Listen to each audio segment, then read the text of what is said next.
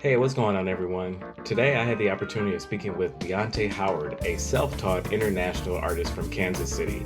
He primarily got his start during COVID. We talked about his life and how he expanded on his creativity from childhood up until now and the different facets of his creativity.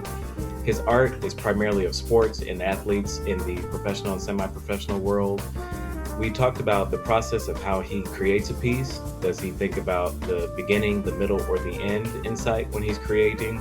We talked about commissions and what he does in his free time. I hope that you enjoyed this episode of Melanated Artists in Performance, and don't forget to like, share, and subscribe.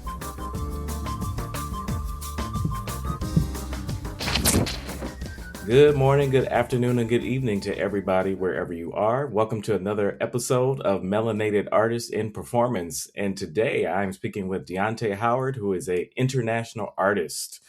And I'm really excited to talk to him and just ask him some questions, pick his brain, and just figure out some things as far as stuff that I'm interested in, as far as how his creativity, how he gets his where he gets his creative spark from. So, welcome. Thank you. Thank you. Good morning, good afternoon, and good evening. Like Titus said. How you doing, beautiful people? So I wanted to talk to you as far as your artistry is concerned, and just like I said, just ask a bunch of questions that I'm just really curious about because I think that Okay. your artwork is great. And yeah, so I just want to get started with where you grew up. Born and raised in Kansas City. I've lived here pretty much all my life. There was a brief time in my adult life where my family and I we moved out of the country. So I'm married. As at the time it was me and my wife, and we had four boys. And then my wife got pregnant with our daughter while we were down in Columbia. But other than Okay. that, in Kansas City, Missouri. Okay. Cool. So have you always been interested in art and just drawing and creating? So it's been a I, I've always done it as long as I can remember, right? I can't say that I wanted to do it on a professional level, in Okay. that sense though, right? Like so, for as long as I can remember, I've always done creative things, from drawing to writing, like poetry, raps, stories, pretty much everything except for sing and dance. Younger, I can dance a little bit now, but like younger, I didn't have the rhythm, or more so the coordination to keep the Mhm. rhythm and make the moves. And I have never had the voice for singing. And I understand, like, sure, there's a talent part, there's also a practice part. I didn't never Mhm. really either care to practice and get that voice either. But I used to draw with like pens or pencils on really on anything I could get my hands on. Junk mail envelope, piece of boxes, like whatever was available. That's what I would draw on. And I didn't actually even start painting until COVID. Like I probably painted one time in high school art class. Mhm. And maybe like elementary, they probably had some watercolor paints or something.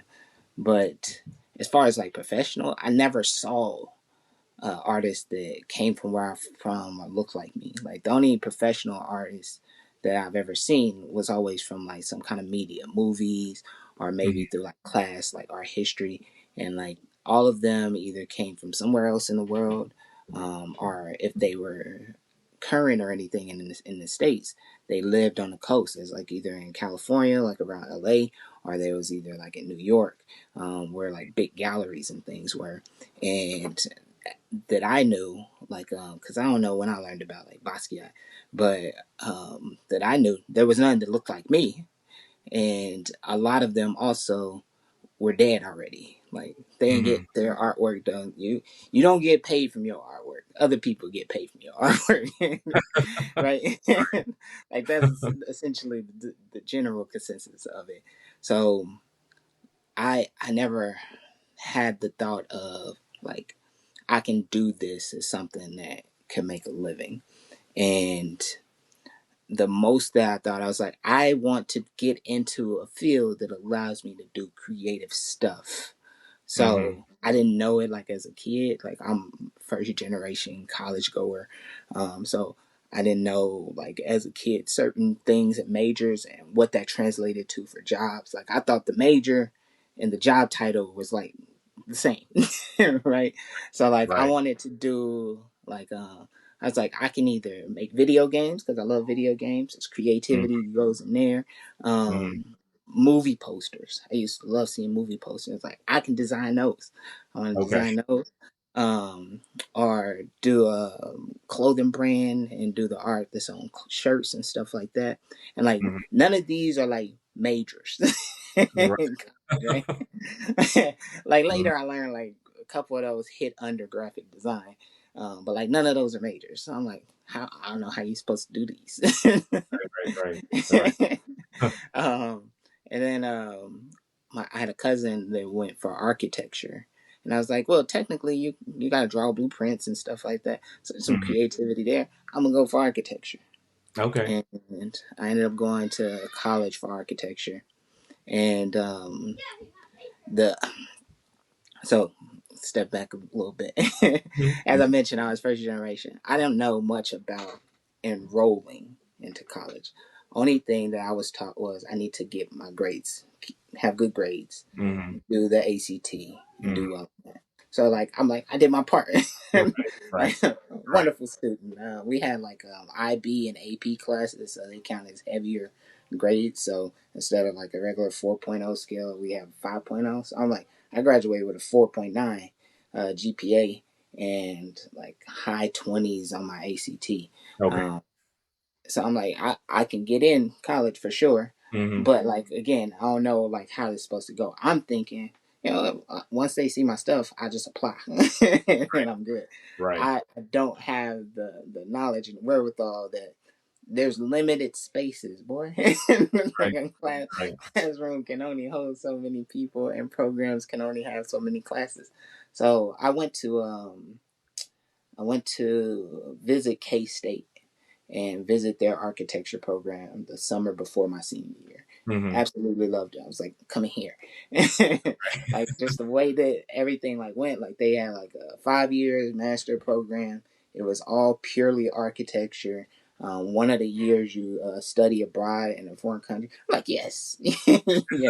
Because Right. like literally everywhere else, it was like they had all the things that I disliked about college before I even like went there, which is why am I taking classes that does not pertain to my major and I gotta pay you for it, Mhm. right?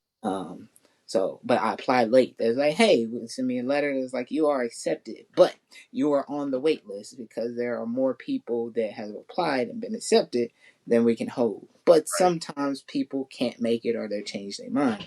I'm Mhm. like, oh, well, that's not gonna work. My dad told me I gotta go, go to college. Right. Right. so, so I called him. I was like, "What's this wait list look like?" And all this. And it's like, "Well, we have a sister school. It's UMKC. You're in Kansas City. If you go there, you can do 2 years there, transfer here, all your credits and everything transfer, Mhm. and you will get to continue just to do 3 years. You don't have to get on a different path and do more school." So I was like, "Okay, let's do that." I Right. never checked out UMKC. Right. Turned out just did not like their program at all. Mhm. They're one of those schools that had all the things. Like I had to take like a science, English class, college algebra. I'm like, I did calculus in high school. Why do I have to take college algebra? Right. I'm sitting bored in this class. I'm like, I can't do this. This is not keeping my attention. It's not gonna work. Mhm. Mhm. So I ended up switching. I went to the counselor and I learned about graphic design, and I switched to graphic design. I was like, huh, this is like actually the thing that can get me into the ones I wanted to do. Uh-huh.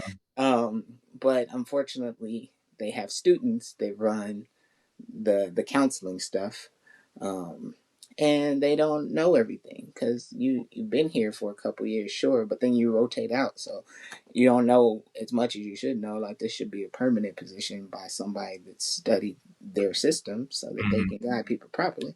But it Mhm. is what it is. They told me like, yeah, switch this class, switch this class, switch this one, take these, right?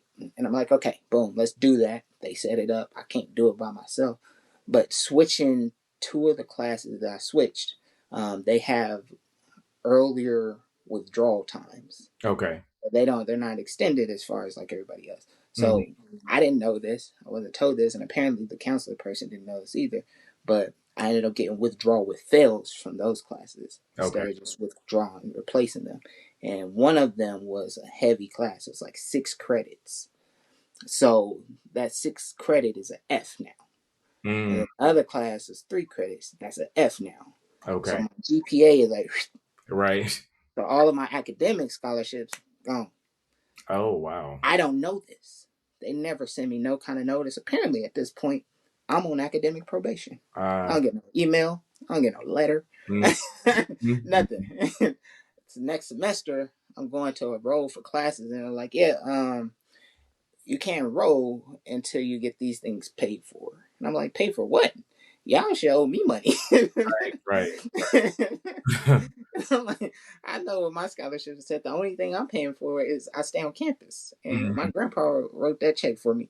Like I brought that, Right. and like, nah, you're on student academic probation. Your GPA is 2.1. I'm like, no, it ain't.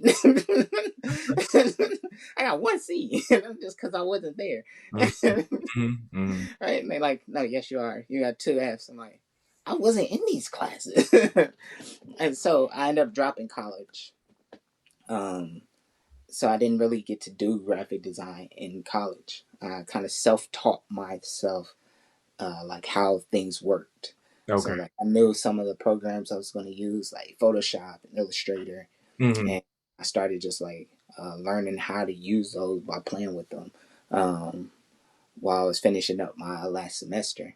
And Okay. then, of course, I was still always drawing, but like even at that point, I was like, well, I guess there's no creative field of work for me in the Mhm. future. So at that point, up until very recently, like all of my art has just been me doodling on things, me drawing Mhm. on pretty much anything I can get. Like I started my work career in sales, so like I used to work at like T-Mobile like a couple decades ago now, Mhm. and we have like sticky notes to take notes when people call in or stuff like that. I'm drawing on my sticky Right. notes at my counter. Right. I just got like little tabs of sticky notes with art in front, Mhm. until somebody comes in or something, right? But yeah, that's my extended brief history of kind of getting started there. Okay. Just to, can you shift over? Because like Yes. all I, yeah, there you go. Boom. Because all the audience could see was like the shoulder and Oh then man, your okay. arm, and I was like, well, okay, now we can see you. So did you come from an artistic family? Were there other artists, like visual artists, in your family? um, no. Well, let me not say no. No to a certain level. Like Okay. apparently, and also that I knew of, right? Okay. So apparently, my older brother from my mom's, he used to draw. Okay. Um, but he unfortunately got entangled with like um, gang life and dealing drugs. Mm, Um, okay. so like I didn't know that until like later, which I'm when I'm showcasing like my stuff, and my mom's like, "Yeah, I used to, your brother used to do it," and then apparently also my mom, she Oh, used to draw some, okay. but she was more creative in the writing. Like she used to write like stories and things like that, and like my aunts, and then my mom would also tell me like back in the day that she used to, but like this was nothing that I ever got to witness because Okay. my mom unfortunately also got tangled up in drugs. Mm, But with that, like I remember maybe about 3 years ago or so, my hmm. brother had this picture in storage that he did of like this Corvette that he drew in pencil. And it was very good. Okay. But yeah, so like it existed there. It's just Mhm. not something that I've seen. Okay. So it wasn't like that they influenced me, unfortunately, because maybe I would have developed some things earlier. Yeah. Yeah. But it's interesting. Even though you didn't know it, that bloodline was still there. So I mean, Yeah, it has come out anyway. So right. that's the blood is pretty strong. Uh, when you're growing up, what was the expectation for just life as you're going through high school, school? What did your family expect? So I most of my growing up was with my dad. Hmm. My dad was a single father of four of us, Hmm. and we lived in what would be the hood of Kansas City. Okay. And he worked hard to make sure that we got to know what opportunities looked like. Okay. Like like there's certain things like no fault to him or anything because it was things like he hasn't experienced. Like me getting started with college, that was like I still wasn't prepared for because Hmm. it's like I want you to go there, but like I also don't know like what it means to go there. So I can't really prep you for that. Hopefully the school that you're going to can prep you for that. Right. Hmm. So like which is funny, like my school was called I went to Lincoln. The full name was Lincoln College Preparatory Academy. Okay. Right? So it's like hopefully they prep you for college, Right. right? Right. Right. Um but essentially the expectation was broad. It was just simply if you're going to do something, do Hmm. your best at it, Hmm. and you go to college because that's going to open up opportunities for you. Okay. And of course, like some expectations of what not to do. Like you have older brothers that's in the street, you got older sister in the street. Look at them. Mm. Do you want that? like, like look what's happening in their life. Like Hmm. Hmm. don't do that. Don't do foolish stuff. Okay. Because you have examples of what not to do. Okay. And then like he and of himself was he worked very hard. So as far as like instilling work ethic in me, like there wasn't never anything as expressed expectation, Uh-huh. but it was a tone that was set, Okay. right? Hmm. Um, but yeah, like beyond that, it was pretty loose. Like it wasn't like, oh, you gotta go and be a doctor or a lawyer or engineer. Right. He was very much like find something you like to do, Hmm. you love to do, Okay. and do your best at it. Okay. Well, that's good. That's good. Yeah. So once you started, like, let's see, how do I ask this? So once the art thing really started going in its early stages, family was supportive. Your dad was like, "This is good." Like, could he see like where this was going to go? How was that? Oh yeah, definitely. So like as far as like creative things, my dad's been very supportive of it. Hmm. Even from early before I knew it was something that I could do. Hmm. Um, like on a professional like level, on a make a living level. Okay. Like from things like rapping and all kind of stuff. It's like you have a talent here. Okay. And like if you want to pursue that and try to develop that, like I'm here for it. Okay. Um, But like when it comes to like rapping, as a kid, especially like pre-college, I was very shy, Okay. like very Okay. very shy. I had like associates and then friends and then like a tight circle of friends, and then this tight circle is like maybe two or three people. Hmm. And like of all the people in school up until like maybe my senior year, like they was the only ones that knew that like I had like any creativity beyond drawing because I would do doodle on like everything. Okay. But like um I remember sometime in my senior year, there was this other student that was he was battling rapping at people, and one of my friends like he could beat you. I was like, chill, bro, because like we in class, like, Right. Right. there's everybody watching. I Right. feel like I Right. can too, but it's too much. Right. Right. like Don't put that like we pressure set on you. we set something up. Like I do it. Like Mhm. like being from the hood, like you don't duck smoke like that. Like like I do it, but like we got to wait to like let's meet somewhere where everybody ain't here. Mhm. Right, and then like I did that for like the first time, and it was at school, and it was in front of more than just my circle of friends, but not like a whole class full, and it was kind of fun. And I was Okay. like, you know what? I'm not gonna like sign up for like the talent show or nothing, but I'm willing to be more expressive publicly. Uh, on a So smaller like, scale. yeah.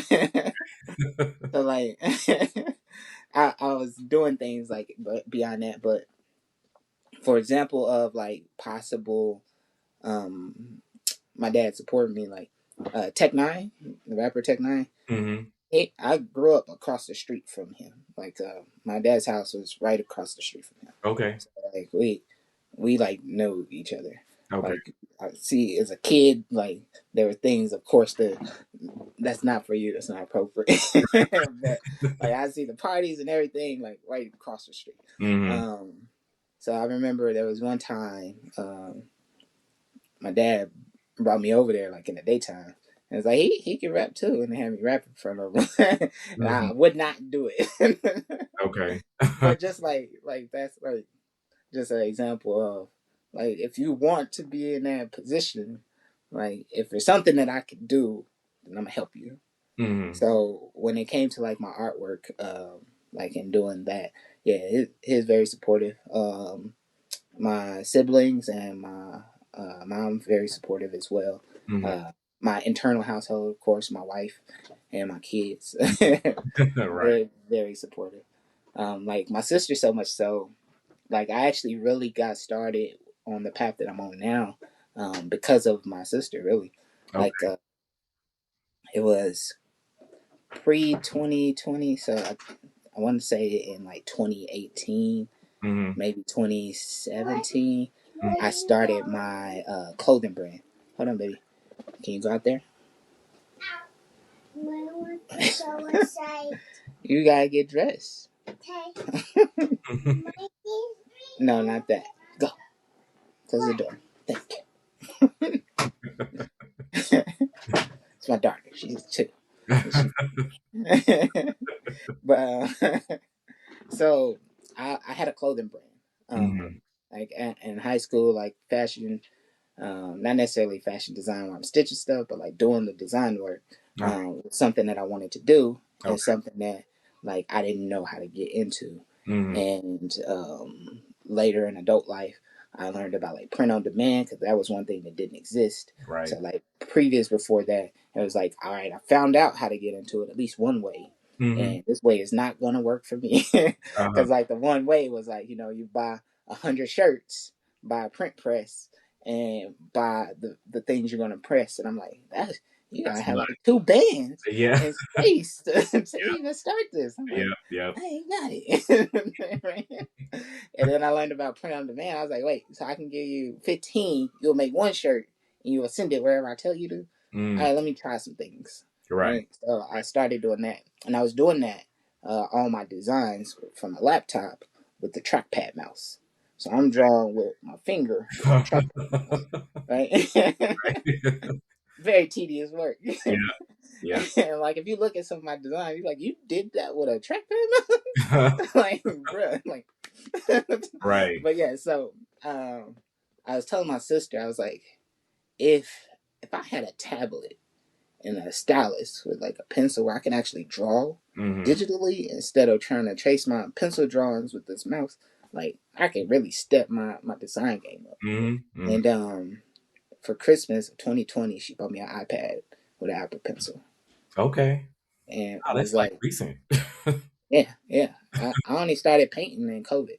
Um, so she bought me that, iPad, and she was like, I want you to be able to really show people what you can do. Hmm. And I was like, thank you, like this is a blessing right here. So like my sister invested into me, Hmm. and, the January, so a few weeks later, Hmm. I did a drawing of Tupac, Hmm. and I shared that drawing Okay. on Facebook, Okay. and so many people was like, "Yo, that's incredible! Like, Uh-huh. how are you selling it? Like, how Right. do I get it?" And like at this time, like I didn't know about like printing on canvas or nothing like that, or Hmm. like how to give you my artwork other than to put it on a shirt. And Right. I was like, um, I was like, give me a moment. I was like, it will be available. I'm like, let me do some research. So I start looking for like how to print it, and then in doing that, I came across this young artist on Instagram. Mm, His name is on Instagram is Ozzy Oz the Virus, okay. and he's a young black man from Atlanta. At the time, he had like one daughter, and I don't know if he was married or if it was his girlfriend, but nonetheless, he like had his small family, Hmm. and I connected with him. He was doing like this his own like comic series, Hmm. and he saw some of my fashion design. He was like, "Can you make my dude's jacket Uh, real?" okay. Like you, like here's the artwork I did. I got some stuff, and I'm like, this would be a windbreaker. Can you make this a real thing? So Mm, I did that for him, and like while we're having this connection, like I'm kind of talking to him and learning about like what he does and how he's been doing it, and mm, like I learned from him. okay. He's taking care of his family from artwork. Mm, I'm like, wait, you can do that? right. Like you could be alive and making art Right. Right. and take care of your family. Uh-huh. Like so that's when it kind of popped back up on my radar as something that is a viable life choice. Mm, Like a path that I could actually take and take care of my family. And like at this time, my wife, we just had child number 4. okay. Um, so we have 4 boys and a daughter. And so child number 4 was like just born, Okay. and I was working, and I was like, you know what, I'm gonna try to do this hard thing as a side hustle along with like my clothing brand. Hmm. And so I learned about like print on demand from him because like he does print on demand, but for art. Like Okay. I knew it for clothes, but like he does like art prints. And Hmm. I'm like, I thought like that had to be on paper and you had to like do all these scans and stuff because everything that I learned about that world was all at this point antiquated because technology moves quick. Right? Right. So everything I knew, like, I was like, nah, the game changed. Right. Like, it was like, you can print on one at a time. If you can get it on your tablet, you can move that file. Like, I was like, bet, let's try this. So I Hmm. reached out to some of the people that asked about the Tupac piece, and I gave them like some prices, and like, if y'all would have got to me in like 2021, yeah, y'all would have got stuff for the low. But like at this point, like I built a brand, so like, Right. Right. And you right, got to eat and but feed your family. right, but like I'm like 24-inch by 36-inch canvas for like 150 $200, right? And like now that same kind of print is like $600, Hmm. but um. I started reaching out to people. I was like, all right, here's some options. And I'm like listing so many things. Hmm. So I had to learn like some business stuff as I'm going through that. But I had like 7 people buy that Tupac piece from me, Okay. and I was like, all right, this would be a nice little side hustle. Hmm. And like throughout 2021, I made like maybe four pieces, and I think I did like 2 commission pieces, like 2 custom pieces Hmm. throughout the year. And like as I'm going through this, I'm like, I love this. Like I wish this could be my job, Right. Right. right? And God has His ways. So January of 2022, um, I go into work. I was selling insurance, Medicare insurance. So Okay. they have like this enrollment period. It ends December 7th. Hmm. So we get from December 8th because we got to go in for final reports and all that after the enrollment period. So we get from December 8th into the Monday after New Year's off. Okay. And I come back the Monday after New Year's, and the first thing that comes through is an email that says, "Hey, join the Zoom meeting," and I'm in there with a group of other people, and they're like, "If you're in here, this is your last day. You're getting laid off." Oh, wow. Dang. I'm like, Okay. this could have been an email. Right. Like you're in here, you're getting laid off, but they had to have it as a meeting because of like compliance stuff for how the severance package works. Yeah. So Legal. like they had to verbally tell us things. Hmm. So like I got like a severance package, which ultimately like um what was unfortunate for a lot of people turned out to be a blessing for me, Okay. because I decided like at that point that I'm gonna try to do art full time, Mm-hmm. because I had already planned to start looking for jobs. So this is about the time where we had planned to leave the country. Okay. Because one of the things, like, and it's still a mess now, but like there was so much stuff that was just a mess, Mm-hmm. and like being black in America is just like, if I could raise my kids somewhere else, Mm-hmm. like yes, let's do that. So like we had, my wife and I had been looking at other countries that would allow us to homeschool, where being color was not an issue, and Mm-hmm. like all these other things, cost of living was low, so that we can increase our lifestyle without having to increase our budget, Right. um, and amongst the other few things. And it's like, all right, we got this list of places that sound good on paper. Mm-hmm. Let's go stay there in person, put feet on the ground, Mm-hmm. and see if we actually like it. And Right. it's like, well, it'd be a lot easier to start somewhere close to us. So we went down to Mexico. We spent like 6 months traveling around Mexico. There was three. There's more than three, but there was three we wanted to make sure we visit. So we stayed for like a month in Puerto Morelos, Aguas Caliente, and San Cristobal de las Casas. Okay. Uh, we stayed 3 months in those places, and I mean 1 month each Mm-hmm. was the plan. Two of them we extended for a second month. Okay. So Aguas Caliente we stayed for 2 months, and Puerto Morelos we stayed for 2 months, and then the other months was like broken up between days and weeks at a time in other places. Like we Okay. visited Guadalajara, we visited.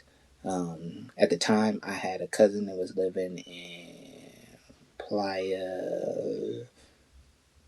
I can't think of it right now. The one that's like right south of Cancun. Anyway, she was living there because I she was think I know teaching. what you're talking about. Yeah. Playa del Carmen. Yep.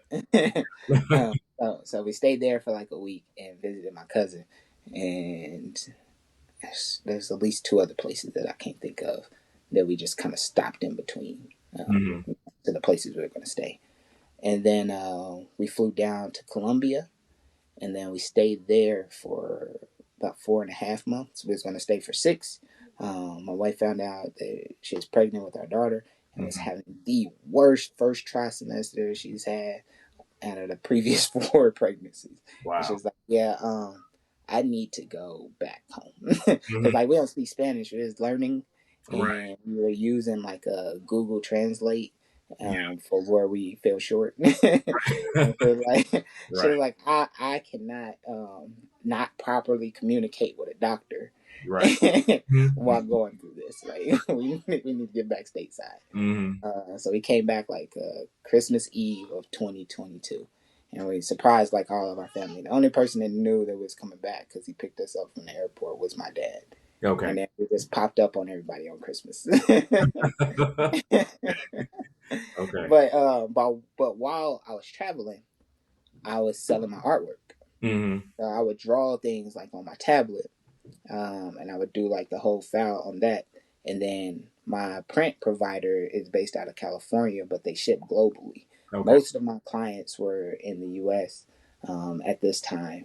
I think I had maybe one or two like international orders, Mm-hmm. but um, I would, if somebody was in Houston and wanted to order a piece that I did because I did a Texans player or something like that. Okay. Um, then I have the drawing. I get it printed. The printer in California just mails it to the person in Houston. Mm-hmm. So I'm getting paid U.S. dollars while in Mexico and Colombia. And my dollar like go Mm-hmm. like, way further. Right. Like in Colombia, especially, like it was like 2,000 to 1 Okay. ratio. Mm-hmm. But so that's how we were living, was based off of my artwork. And then of course, like while I was there, I was able to do like some physical things. Like I entered an art show in Colombia. I won like best in show. I'm like, oh snaps! So like this is where that international thing come in. I did like a mural in Mexico, Okay. um, right? And then when we came back, the NFL draft was in Kansas City. Um, and I don't know how the connection happened, but somebody that was doing a thing in the draft had reached out to me and was Mm-hmm. like, "Hey, would you do a live painting?" I Okay. was like, "Yeah, sure." And it's like it's going to be for the NFL Association, um, and they're going to do like a auction for like Children's Mercy, which is a hospital network here. Mm-hmm. And like your pieces, you could bring a couple pieces that you could just put into the auction, and you just get a check for everything, like for you doing a live painting. I Mm-hmm. was like, yeah, certainly. I was like, I don't know how you learned about me, but I'm down. Okay. So like, I'm at the NFL draft. I'm painting live. There's a few like football players there, and then like some supporters of what they're supporting. And that was like my first like live painting fundraiser type of event. Mm-hmm. And the news was there, so like I landed on our local news channel, and from there, like guys just been blessing me with like different opportunities here and there. Mm-hmm. And over time, I also started learning how to do the business side of things. So like, I'm not telling people all the options that my printer can do. Right. Right. Like, I can do 4x6, 8x12, and eight by Right. ten. Right. I'm like, nah, we got canvas or paper, three Mm-hmm. sizes. Right. So when that happened and they asked you to do something live, did they give you an idea of like what they wanted, or were they leaving it just straight up to you? And the next question would be, how did you decide what you were gonna uh, draw if it was your choice? It was open. I don't recall that it had to be football related, but because it was with NFL and it was the draft, I was gonna make it football related, Mm-hmm. like Mm-hmm. because it makes sense. Mm-hmm. But I don't think that I had to do that. I'm a Chiefs fan and born and raised in Kansas City. So as far as like picking, like well, we was also like super hot. I think we had just the one before that we got kicked out of the Super Bowl, but right before that one, we won the Super Bowl. Mm-hmm. And then at this time, we're in January, I think, or February, whenever like the draft stuff start, and we were headed to it again, and I think we ended up winning that year, because I think it was win, didn't make it win, was Mm-hmm. how it was. Um, so I was like, of course it's going to be Chiefs, and why not Mahomes? like, so Right. I did a Mahomes piece. I had already had a Kelsey piece and a Tyreek Hill piece. Okay. I brought those for the auction, and then I was like, I haven't painted like live before, and these take time. So what I'm gonna do is I'm gonna work on a piece, and I'm gonna just finish it there. Mm-hmm. I'm gonna get it to where it's pretty much mostly done, and where I can just do like the last hour of Okay. work live. So Okay. like I had a mostly finished piece, and I went there and I just set up, and then I did like the final touches and stuff, and Okay. sealed it there. Okay. Um, so how do you pick the what surface you're going to use, like your material? Um, so just canvas. Canvas is traditional. Mm-hmm. Um, so I've used canvas. I know for other surfaces, a lot of times there's some type of chemicals or something that might be needed Mm-hmm. to either pre-treat it or to make sure that it seals properly. Mm-hmm. And I have 5 kids, and I work from home, Yeah. so those are not options for me. For Right. my situation, like I would really love to see what some of my pieces would look like with like Mm. epoxy resin on it. But like That, that's something you need like ventilation and space for, yeah. and not have a kid that might come in and say, "Daddy, what's this?" Yeah. Right. Right. Right. So that's part of my situation, and where I create at is a big part of that. And then also just like as I mentioned, I'm self-taught. Mm-hmm. So certain things like if I was to paint on wood or aluminum, those are not as cost efficient as canvas, Okay. and to get those to use to practice a thing on to make sure that how I'm using and what I'm using is going to work. Like I Mm. would hate to get like aluminum and I'm painting on it, and because of the type of surface it is, the paint can just like peel off. Yeah. Yeah. Yeah. Right.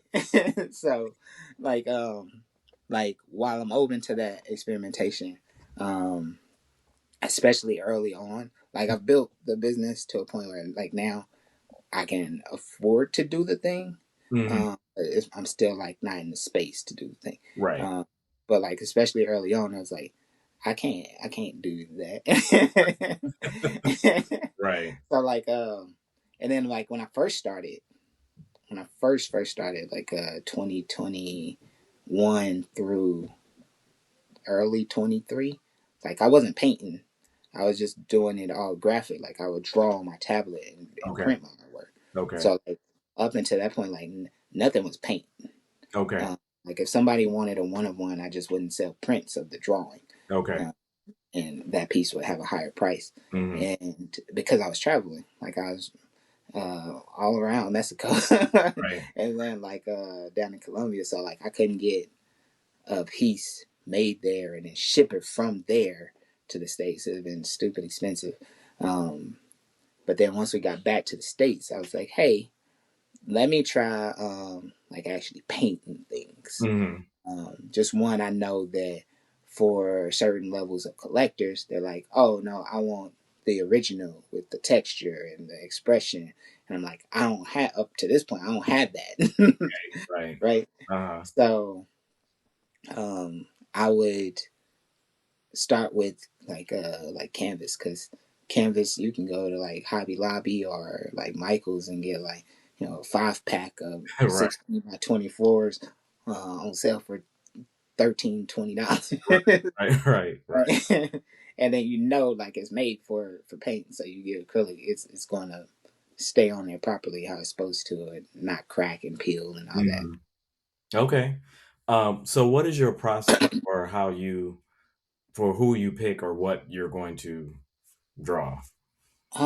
So a big part of like why I even paint, the ultimate end result is either to, it might be one of these or a combination of these, but to bring hope, Mhm. joy, motivation, or inspiration. Okay. Like that's the end result of what I want you to feel for my piece. So usually, like I don't necessarily start backwards. It's kind of already innate. Like that's the thing that I want you as an audience or a viewer to feel. Hmm. So it's things that bring that to me, Okay. right? Like another thing as far as like why I paint, like mostly I paint athletes. I paint a few other things, but it's mostly athletes. When I was 14, Hmm. I had surgery on my neck, so I very limited range of motion of turning, Hmm. because I have a rod and 4 screws in my neck. I had to Okay. wear this halo thing. So it's Hmm. like shoulder pads and these rods, this ring around my head, Yep. and I had screws all in my head. Yep. And this was the end of 8th grade year, going into freshman year. And like growing up, as I mentioned, I never seen any black artists like able to make a living, and even any other artists that I knew, it was like that starving artist stereotype. Like that's what it was. Like Right. they barely making enough to cover their materials, let alone take care of a family. Right. Right. Like, and I'm like, as a kid, like I didn't know exactly what it would look like, but like I always knew I wanted to have my own family. I'm like, that's not a path that I can take, right? Right. but but the things that were presented, of course, being in the hood, like there's certain options that like you know of, but like I want to be wealthy. So the only ones that I've seen that even purport like this kind of thing is the drug dealers, the rappers, the athletes. And of course, like I said, with my dad and then the examples I had, I was like, I don't want to deal with the drug dealing and the thug stuff. That's foolishness. I see the other paths that that can lead to. Right. Right. And then like for the rapping, I'm like, wow, I feel like I do have the talent and skill like to do that. I don't like the lifestyle that I see Mm. around that, because it's not too far from being akin to the drug dealers in the main way. So I'm like, so I don't want to do that. Right. Like even though I love music, like it, because it's a creative outlet, just like drawing and stuff is.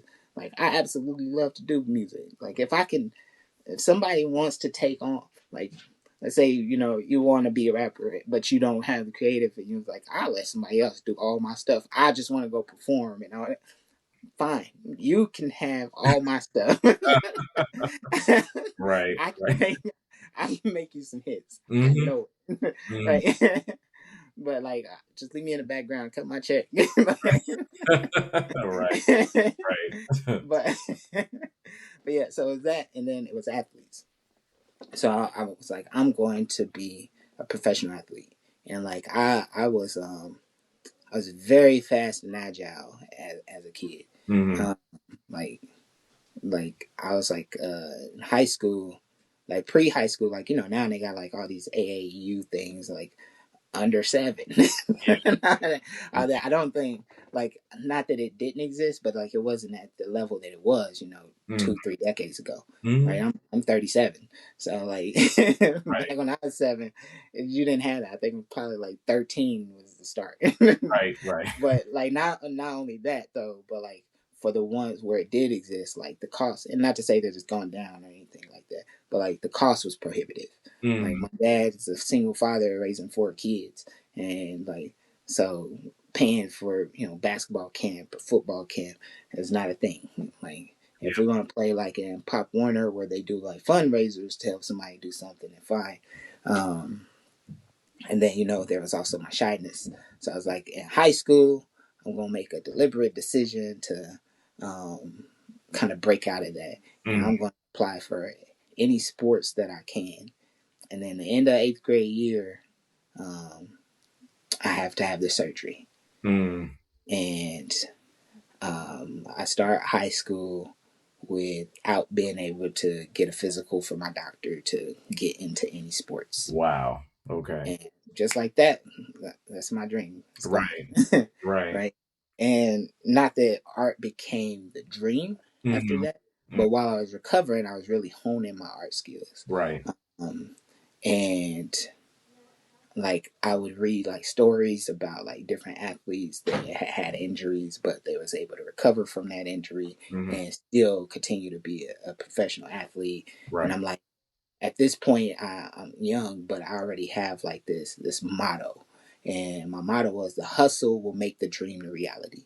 If Okay. you're willing to put in the work and have the perseverance and resilience to go through something, then whatever it is that you have as your dream, you can make it happen, Hmm.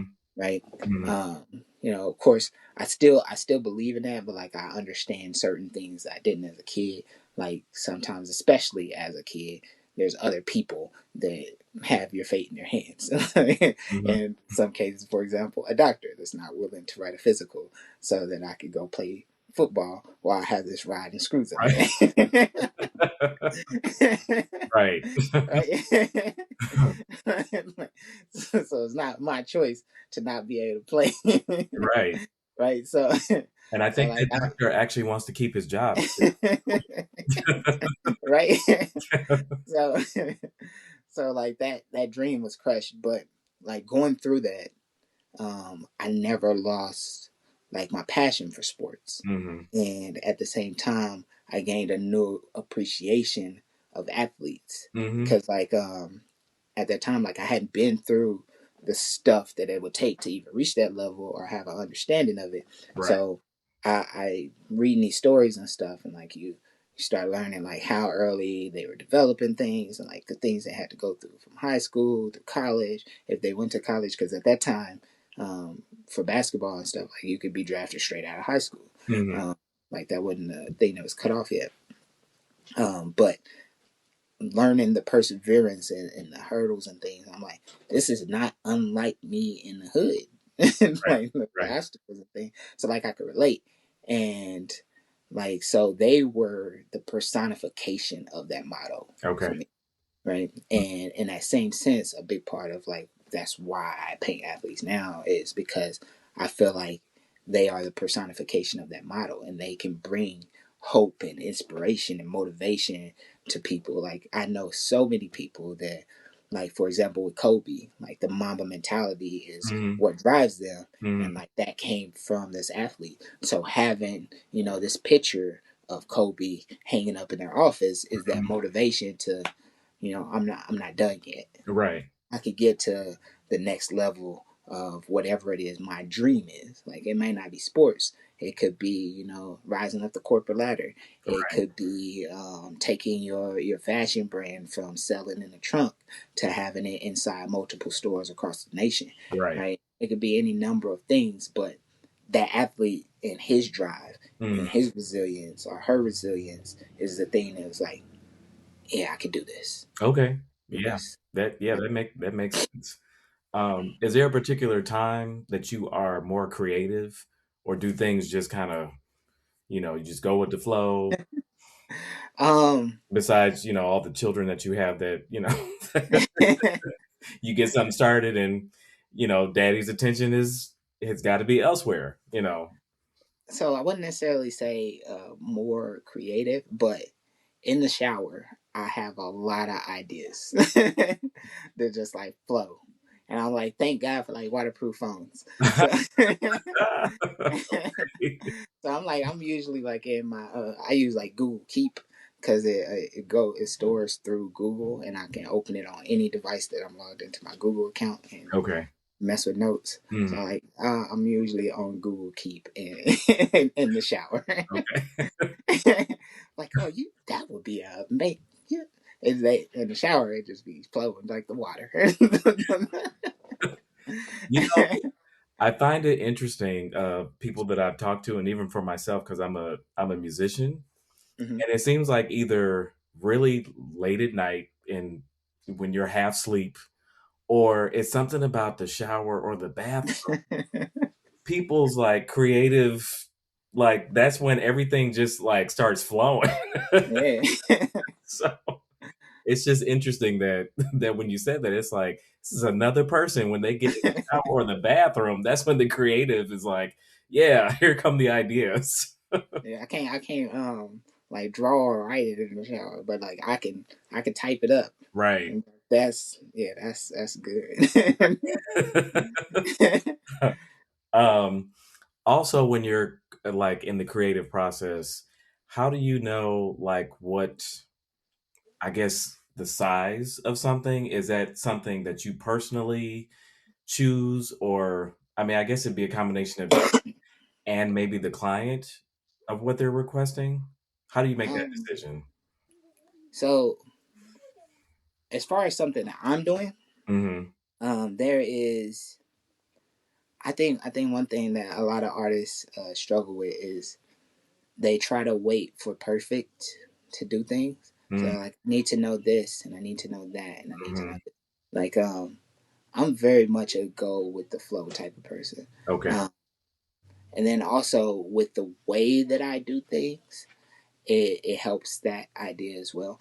I like a 2-3 ratio. I just like the composition of it. So Mhm. most of my pieces are in that kind of ratio. But Okay. like as far as what that expresses out to be, like 24 by 36 or 40 inches by 60, Mhm. I don't have like a pre thought for that.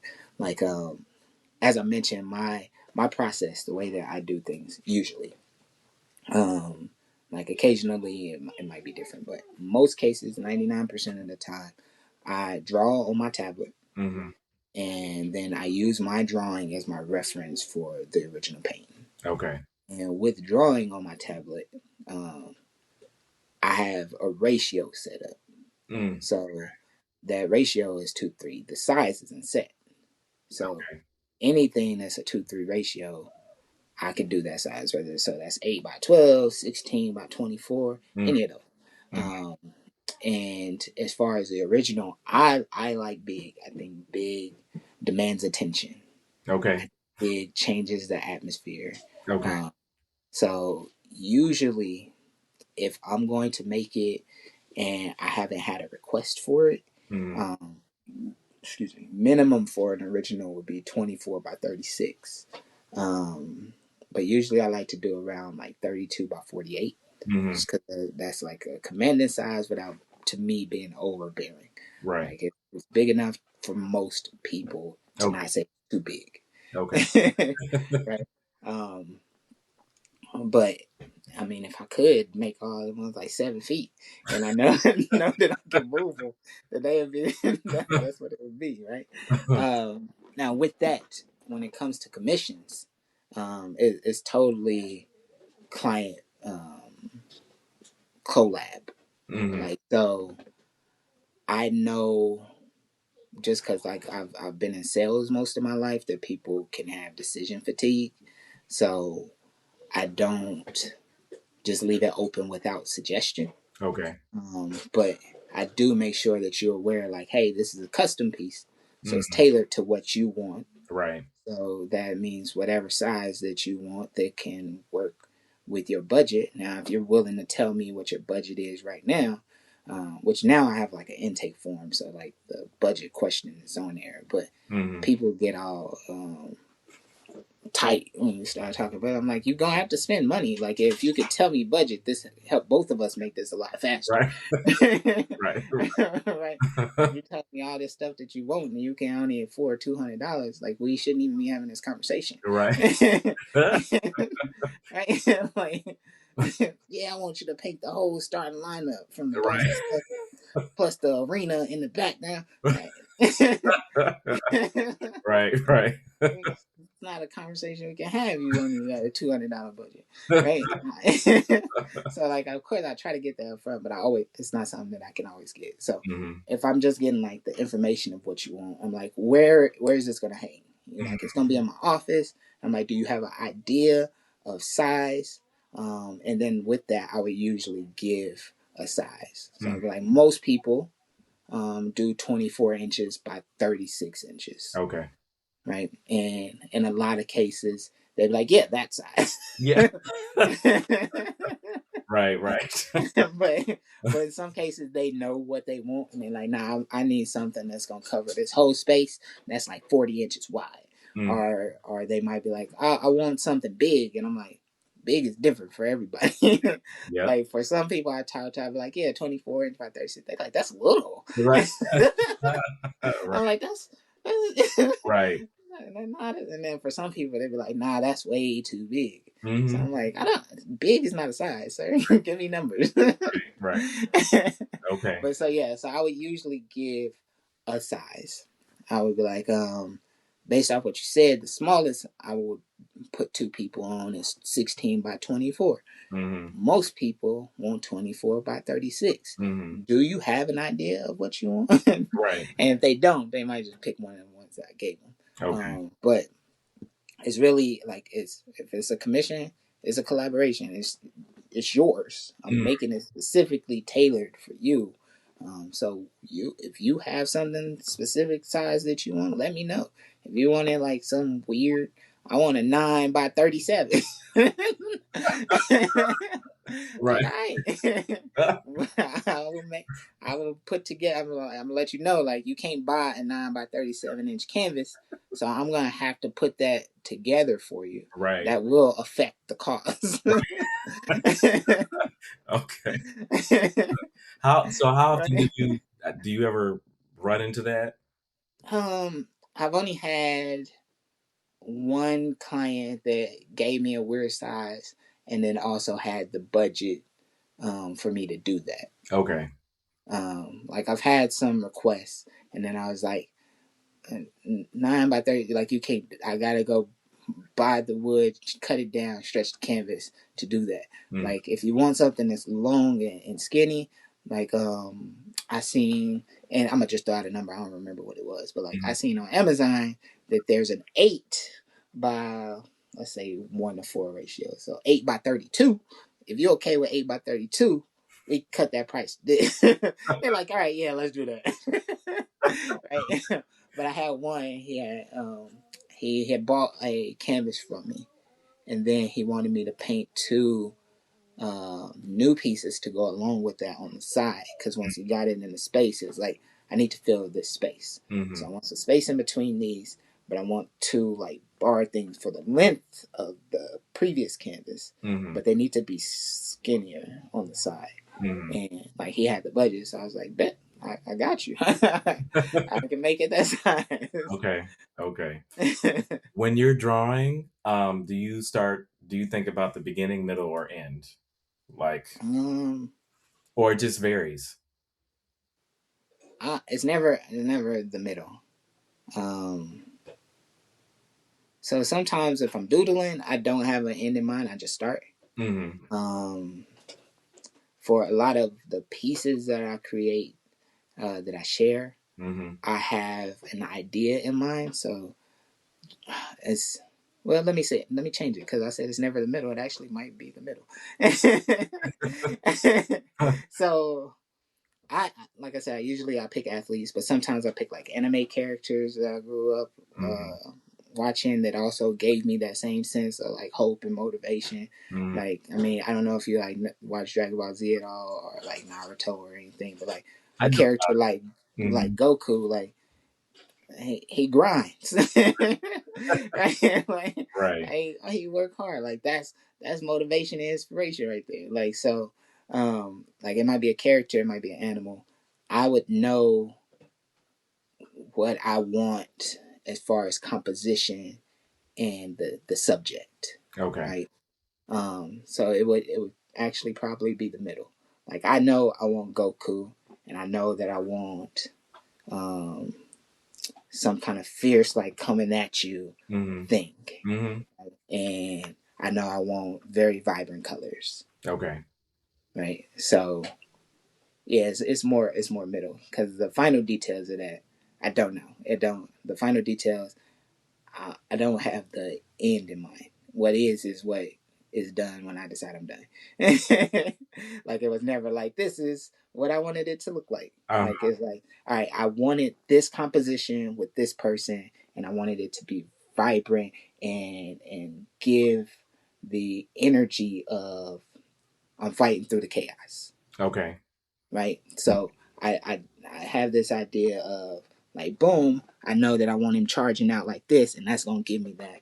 And then once I got that done, it's like the detail part. I just go until I feel like that gives me the energy that I'm looking for. Okay. So I don't know what it's gonna look like until I'm done. So, which leads to the next question. So, how do you know when the piece is done? Um, Mainly when I feel like there is enough, like, and I say that because I still it's still gonna be like, well, when do you know is enough? but but like, visually, to me, when I see that there's good contrast and there's enough things that shift your eye around, Okay. but not so much that it keeps you away from the focus, Okay. the subject, Okay. and like, there's not like a set rule for that. Like, Yeah. it's an eye thing. It's just like, this makes you look at the piece, at Mm-hmm. all the parts of the piece, but all these parts draw you back to the Okay. subject. Yeah. And like, for me and my style, like that's not like it's not like a set thing, Mm-hmm. as far as like, it's not a formula into what that looks like, Right. which is a part of, like, circumstances and situations is why the biggest part of why I do it how I do it, as far as starting from the tablet. But as part of why I won't change from that is because I don't know what I want it to look like until I'm done and say that I'm done. And starting on a tablet, like, as full render being my sketch, Mm-hmm. like, when I get to painting it, I Mm-hmm. know exactly what I want it to look like. And I can quickly and easily make edits drawing on a tablet, versus if I painted it and I was starting to painting and didn't know. Because when I get to the painting, I know exactly what it's going to look like because Okay. I drew it first. But with the drawing, I can edit that way quicker and smoother than editing a painting. Right. So in the drawing phase, in that beginning, um, it's very easy for me to be like, nah, I'm just gonna erase that whole layer. I don't like none of those colors, right? Versus, like I said, like, if you're painting, then I got a big pink over here. Now I gotta put white over it, so that if I do another color, that color can come vibrant, Mm. right? Okay. Like, on the tablet when I'm drawing, I'm like, nah, we just gonna erase the pink. Or I can just go into the hue and saturation and drag some colors and, like, Mm. I like this color combination. Let me do that, and then just erase the skin tones, Mm. and, Okay. and that way the other layer come through. So it's a eye thing. Okay. Just Okay. when I feel there's balance. Okay. How important is your faith in this whole artistic process and journey that you are going on? It's very, very important. I so like there are things like that I won't do if I feel like that goes against like honoring God in any kind of way. Mm-hmm. Like I've had like requests of like boudoir things, Mm-hmm. like like demon things, Mm-hmm. and it's like with that, is it this demon getting destroyed, Mm-hmm. Mm-hmm. like, getting Mm-hmm. cast out, like Right. um, like all right, you just want me to draw this monster for you to hang on your wall. Like I'll pass on that. um, so like both in that sense of like the subject to in the sense of why I create, and then to the sense of like even in my sharing, like I've had somebody on my post like I share something and like I wholeheartedly believe that like this is a skill or a gift or a talent that of course I've put work in and honed, but given to me by God. Like God created us in His image. Mm-hmm. God is the first creator, Mm-hmm. and our image does not mean like how we look, but characteristics of who He is, Right. and that means being a creator as well. Mm-hmm. And like with that, it's in creating anything like you're giving glory back to God, or at least whether you know it or not in some form of way. So if you are more intentional about it, and like that's the purpose of why you're doing it, Mm-hmm. then that is something that helps it to shine even more. Okay. So I I know that the opportunities that I have and the skill set that I have at the level of which I have, it is a blessing and a gift that is bestowed on me Mm-hmm. by God. Like that's faith. And so any execution that I can do is not just from me. Mm-hmm. Mm-hmm. Right. So I mean it's all throughout everything. Okay. Like from how I handle I have um a pet peeve of I don't want to. I'm gonna say it. It is what it is. Of stupid. Now, I have to unfortunately deal with a lot of stupid. I don't know another way to phrase it, but I deal with a lot of foolishness um, with some people that reach out. Like people are like, "There's no such thing as a stupid question." Yes, there are. I agree. Yes, yes, there are, and Mm-hmm. I got to deal with a lot of them. And if I didn't have the relationship that I built with God to try to deal with people out of a perspective of love and grace, Mm-hmm. like I know that who I was before I built that relationship and how I would have dealt with that person would not have been conducive to building a business. Right. Right. Like the number of reviews that people would put up, like how he just talks to people like Uh-huh. Uh-huh. like no. So and I don't do that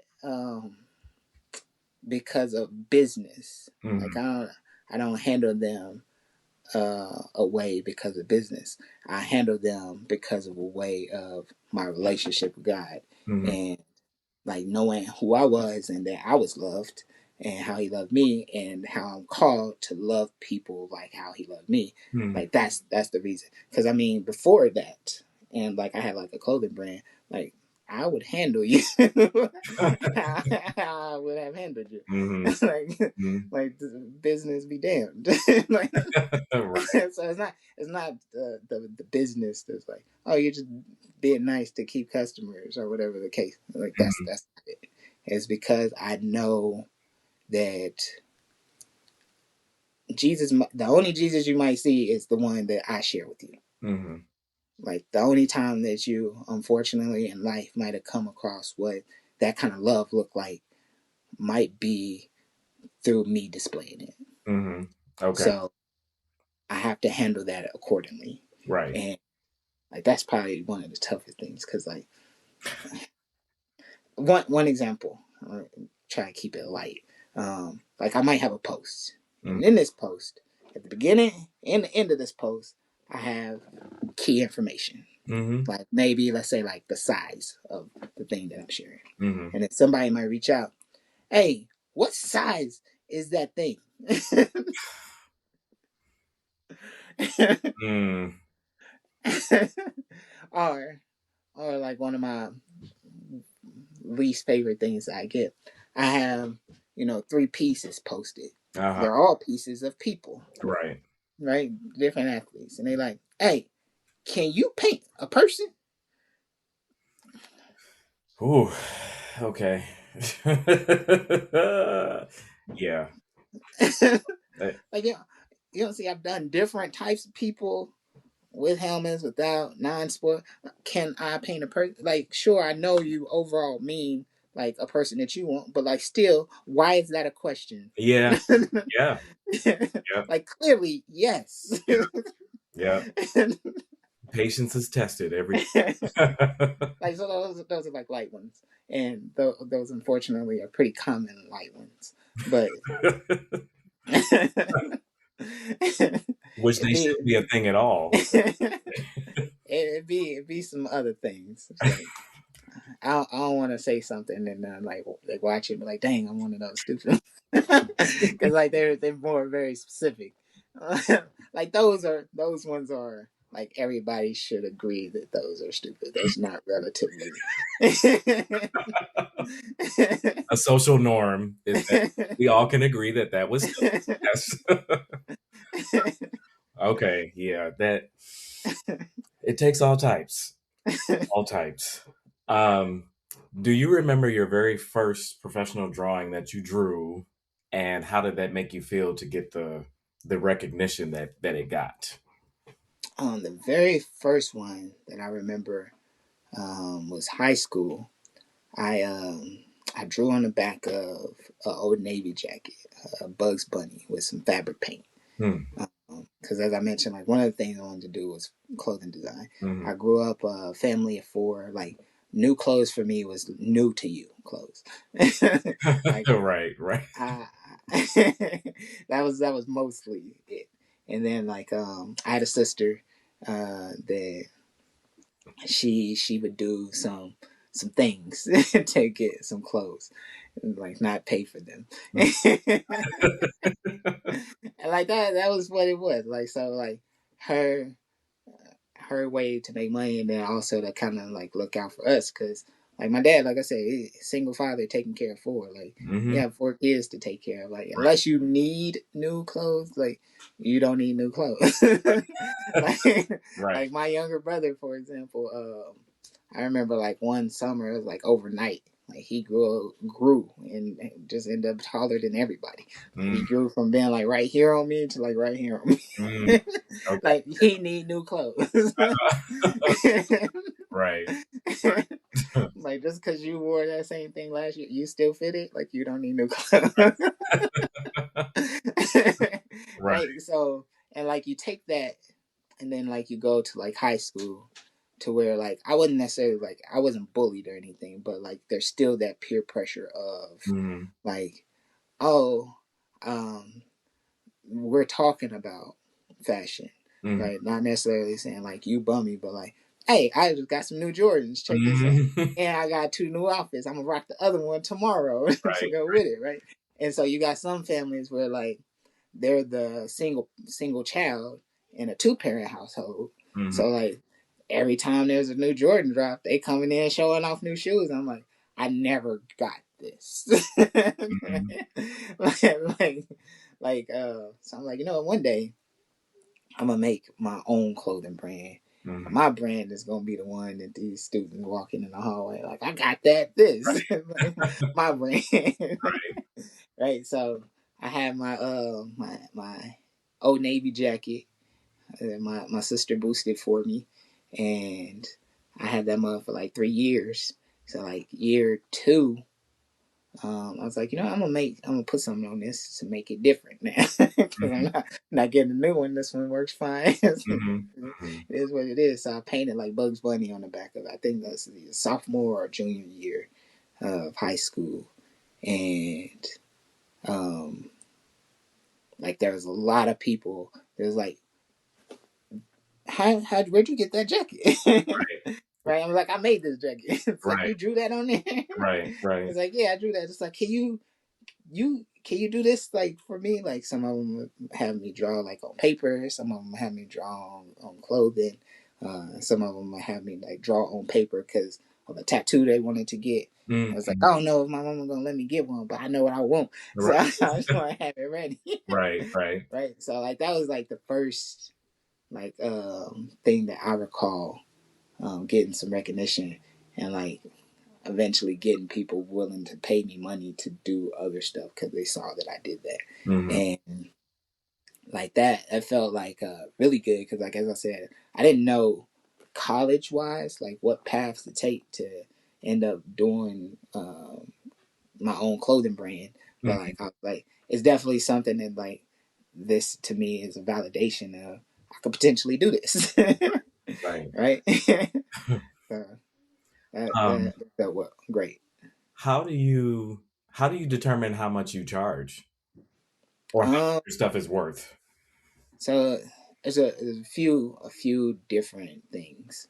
Um, One is the size. Two is the level of work that goes into it. Mm-hmm. Because like size is not the end all be all. Some people are like, what's like the cost per for this size? I'm like, do you want one person? Am I drawing three people? Is it abstract? Okay. The details that it take to put onto a cartoon character versus a regular person, like that's two different things. Right.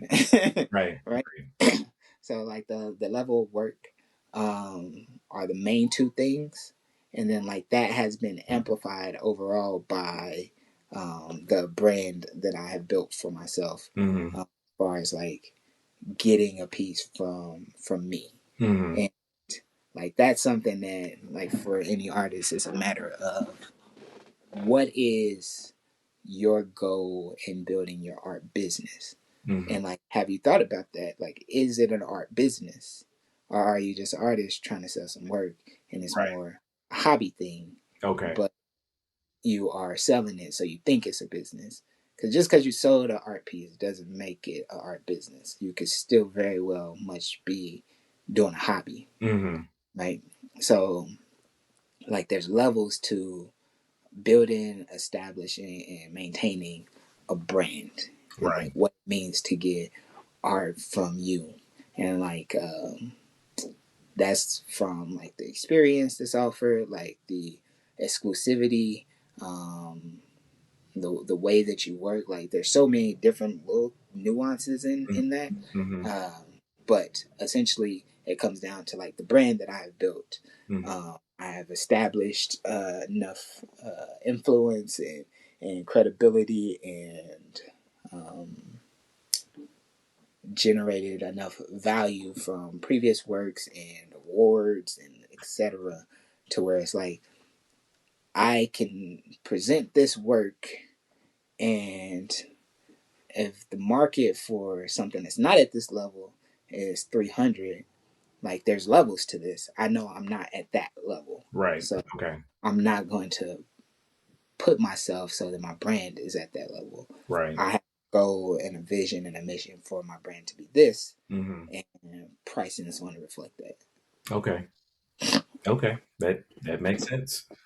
Um, how do you feel? How did it feel when you? Because I've scrolled through your Instagram page and I saw that you were a featured artist at a festival. So how did that come about and how did that feel? That's that's pretty awesome. So here in Kansas City, we have a few like art festivals, but there's established things, Mm-hmm. and unfortunately for a lot of stuff in this country, established things that in their ways also has some kind of racial divide to it. And What? while I a, can't. Wow. a lot of people tend to overlook that, or they miss it because throughout the years, as spotlights were put on that racism, they made ways to change it to where it doesn't seem like it's racist. But like, no, this was set up the way that it's set up Mm-hmm. because they didn't want black people there. Right. And now that it's established, they can change things and it still keeps it that way, whether that's intentional or not, Mm-hmm. but it keeps it that way. Mm-hmm. So, like, for example, the Plaza Art Fair, Mm-hmm. right? Um, they limit the number of new artist spots. Okay. So the most of the artists there, you have to already have been an artist there. Okay. Well, who was already artist Right. there? Right. Right, so I can't get in unless I get one of these spots, right? And then like even some of the like rules and stuff like that they have set up, but I don't want to get into this. It's not bashing them. So there were things that Mm-hmm. stopped a lot of artists from, Right. and not just even necessarily artists of color, just emerging artists, period. But um, that established stuff. There's a lot of black artists that get excluded from a lot of things. Mm-hmm. And there's this gentleman, his name is Quez, and he noticed that, and he's like, but here we have like a ton of very talented black artists. So he put together some things and created the first art festival made to highlight black artists. Okay. Because like it's not exclusively black artists. If you're not black, then you're welcome to apply and everything. Mm-hmm. But the intention and purpose of this is to highlight those who have been outcast Mm-hmm. and give them a platform where they can have an art festival that's on that same size as like the Plaza Art Fair or the Westport Art Fair, and not just like some pop up thing. That's 10 vendors. So Mm-hmm. like the first one I think had like 80, 80 vendors, and like I wasn't consulted in a way of like I helped influence or shape anything for it, but like I was one of very first artists that he reached out to for the first one, and able to kind of connect him with other artists and kind of get some ideas on what it is that I've gone through and had to do and what the setup would look like and Mm-hmm. how things could be easier. Like for example, at like the Plaza Art Fair, like they require you to have this certain type of tent, and you got to have these like certain type of pro boards for your display. Okay. Don't have that, then you can't even apply. And I'm like, but you don't necessarily need that. Like you can just get like a 10 by 10 canopy, get a table and like some type of grid things, anything to display your art. Like that would work. Yeah. And I'm like, because that's the kind of thing that we do for the pop up type of events. And like, though, there's no problems there. So I don't know why that's necessary. Like, I do know. Because at one point, they had a partnership with them and they was able to get that for their artists. And then now those things are very expensive and it'll keep people out. Mm-hmm. Right? But I'm like, it's not necessary. So the first year they had it, I was blessed to have been like one of the artists that sold like a lot of stuff. Okay. And so he's been doing it annually since then. This will be year 4. So the second year, he was like, "Hey man, I would love for you to come back," and that's when I was the featured artist for it. And I was able to do like when they're doing the marketing and stuff like that on the news. Uh-huh. One of the artists that's on there talking about it, and like just on social media and when they're doing like community events, like I was invited to like share my experience because of the success that I had during the first one, and just overall as an artist, it's like, hey, here's somebody there's a self-taught artist, so like you don't have to have gone to school for this. They grew up in Kansas City, so like they're local, and that as having success as an artist, like so you can do this. Like if you had this idea of oh I can't like how where I grew up, like that's not a path. Mm-hmm. Like here's somebody that can tell you like yes it's possible, Mm-hmm. and here is a platform where we're trying to help y'all get that exposure to make it happen and connect y'all with people who want to patron you. Mm-hmm. So that that was I loved it. It was awesome because like the biggest thing is like because of what it's doing for the community Mm-hmm. and to be a part of that, like that's awesome. Okay, that's good. That's good. Where do you think the future of art is going, whether it be personal or general, and or where do you hope that it goes? Um, that's a tough question. So there's a lot going on. Like I mean, you think about like AI, and then the unfortunate number of stupid people on the internet. Like, like, like for example, with AI, like there's so many things to where like somebody could post something. I've done it where I Mhm. post something and it's like it's work that I did, and immediately people don't know what they're talking about. That's AI. Yeah, Oh, you gonna share artwork you ain't even did. Look at you. yeah, I'm like, you can clearly click my public profile and see my art from history of before AI was a thing. yeah, yeah. Right? So like like you got like there's so many moving parts with just that piece alone to Hmm. where it's kind of hard to project like the general trajectory. Hmm. I think that um, there's a, I hate to say responsible way, but that's the only word that I can think of. Because when you say responsible way, like there's other repercussions of using AI, like all the water stuff and the data storage and all that. Right. So like technically like that's not responsible. It's not eco responsible. Right, right, right, right. Right. But like there's a responsible way as somebody who's trying to portray themselves as an artist other than typing in a thing and then claiming that that's your artwork, right? Because like that's not Right. right. Like if you was to type in a thing, because like oh I never seen a person with a bunch of eyes all over their face, and I would like to draw that, but I don't know how to draw without reference, Right. so I'm gonna type in a person with eyes all over their face, and then I'm gonna draw it myself by hand Right. in my style. Like that's a responsible way, Hmm.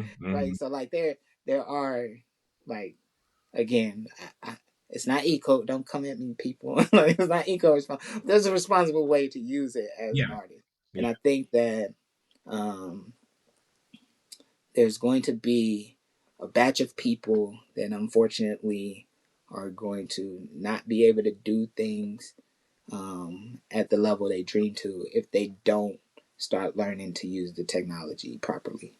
Um, but then there's the scary possibility of especially with how much it's advancing, that people won't know the difference. But at the same time, I think that this is great Hmm. for actual real artists. Hmm. Because if you are an actual real artist, Yep. then this gives you the opportunity to showcase you doing artwork Yep. to show that you are an actual real artist, Yep. which draw that attention as people start having this hate for AI. You're right. So like that hate for AI is going to end up also providing a spotlight on the real hand making artists, like, and but it's gonna be a lot of ugly in It there. is.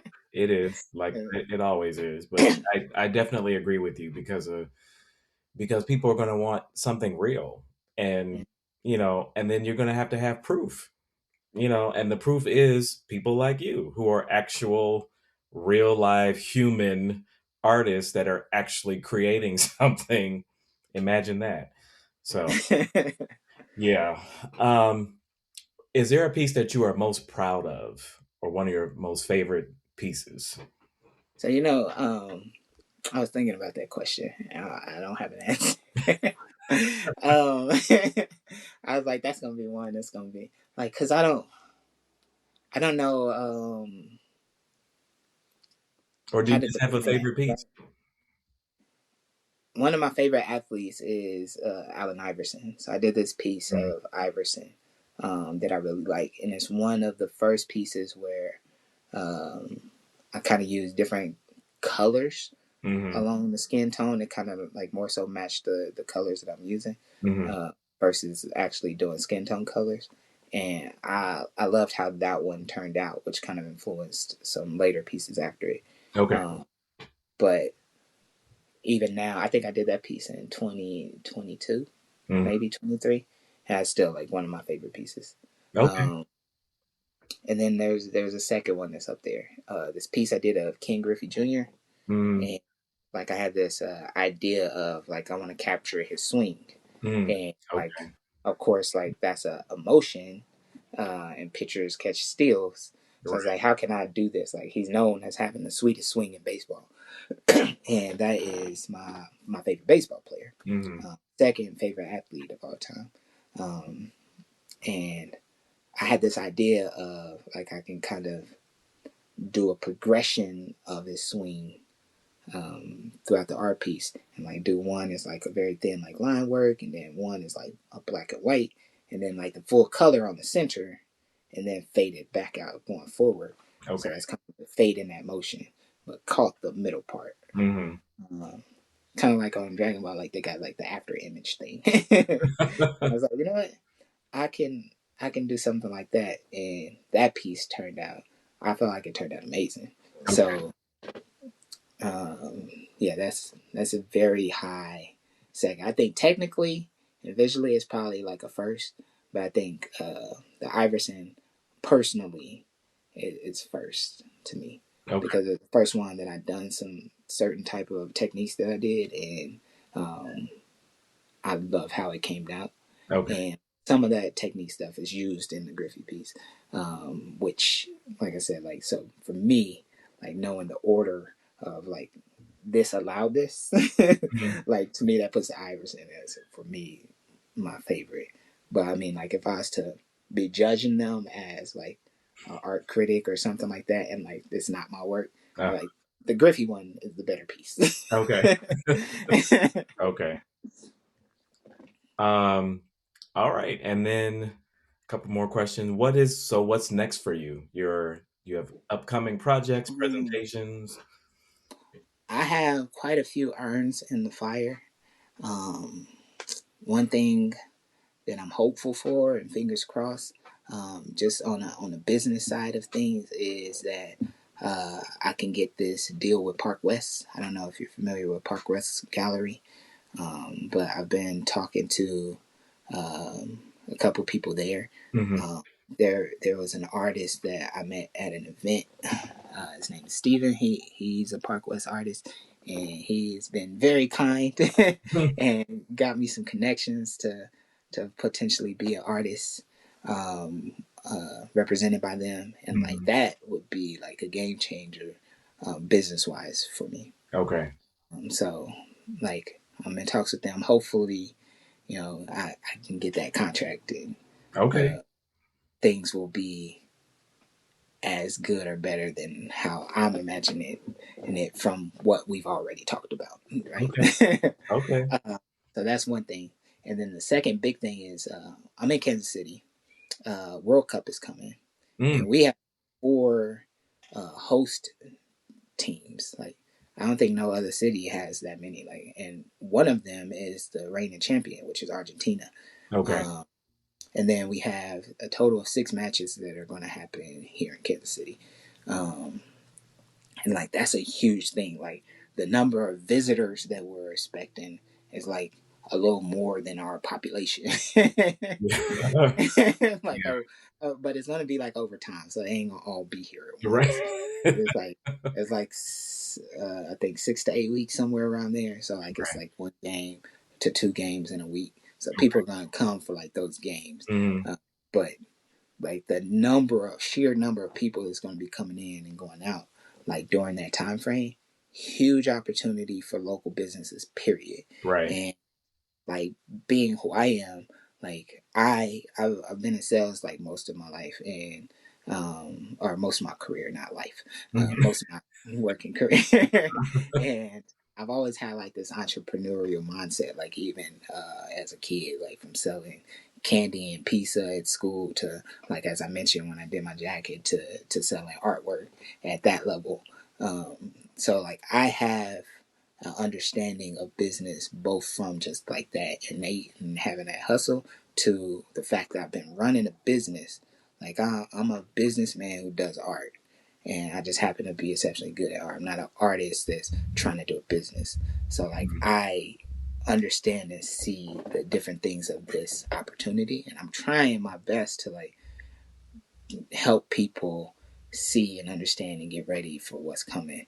Um, and like whether you take that to heed or not, like I'm lining things up Mhm. so that when this comes, like literally, like this is an opportunity for, if you can position it like within that 6 to 8 weeks, like a handful of creatives can make $1 million. Yeah. The type of things that's coming through, Yep. um, and I'm trying to get as many connections and establish partnerships as I can Hmm. for that happen. Hmm. So that before it happens, I already got mine. Because Right. I signed this contract with that person to be a wholesale distributor, and that person and that person. So like my prints and my artworks are already sold to the businesses that's gonna sell to the crowds, Hmm. Hmm. and that's before it's even here. Okay. Like that. That's the kind of setup that I'm on right now. That's what I'm working. That's the current focus. Okay. That's a good focus. I would not the best on that one. So, um, and then what do you do in your free time for that brings you joy outside of your art? Oh, one more thing on the current focus. So I'm also, I don't know if anybody else has this. I haven't seen anything anywhere. I'm also like one of only, if not the only artist that's doing an exhibit during the World Cup, and it has anything to do with soccer. So I'm going to have Oh, an exhibit at a gallery at Kansas City Community College. okay. Um, so that I'm pretty excited for that too. That's good. That's uh, really good. but as far as brings me joy outside of doing artwork, like one of the great things is like art is a joy, so it's like I get to do what I love and get paid for it. Mm-hmm. But apart from that, um, video games, I like to play games, um, watch movies with my family. I have 5 kids, 4 of them are boys, so like go to the park with them, play basketball, chase them around. Mm-hmm. That's play with my kids. Okay. uh, like that is usually what my free time looks like. Like, because a lot of it, like I said, like I love art. Like art was my free time, and now art just happens to be something I can get paid for. Hmm. And Right. then apart from that, like when we left the country, we sold like all of our stuff, so I don't have like any system. So I play games like on my tablet or my phone. Okay. But I bought a VR headset Mm. because I wanted to do it when I did this mural that I made, and I was like, this would be better than a projector because I was gonna try and get a projector, but like the level of lumens that projector needed to have to work outside properly, Mm. and then the stuff that I needed to convert it so that it can run from my car because I was going to be outside. I was like, with that, I might as well get the headset. Like, it's the same amount of money. And I was like, I could use this more. And then I was looking at videos and stuff. I was like, and the biggest problem with projectors I don't have with this. So the biggest problem with projector is like the image is displaying. You got to be between the image and the wall. So at Uh, some point when you're drawing, you're going to be cutting off the thing that you're trying to do. right. With the headset, is using AR, augmented reality, and is pinning the piece on the wall. Oh, So okay. so it's there digitally Okay. on the. So my hand being in front of me in the wall doesn't cut off the artwork on there, Okay. so I can see it. And I was like, yes, this is a much better investment. And I was like, and I can play games on this. So Right, right. yeah, I can play some games Multi-purpose. on VR and some games on my tablet here and there that I get to play.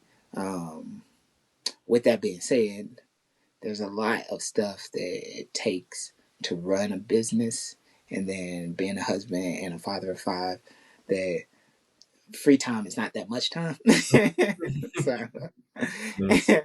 but when I got it, that's what it looked like. Okay.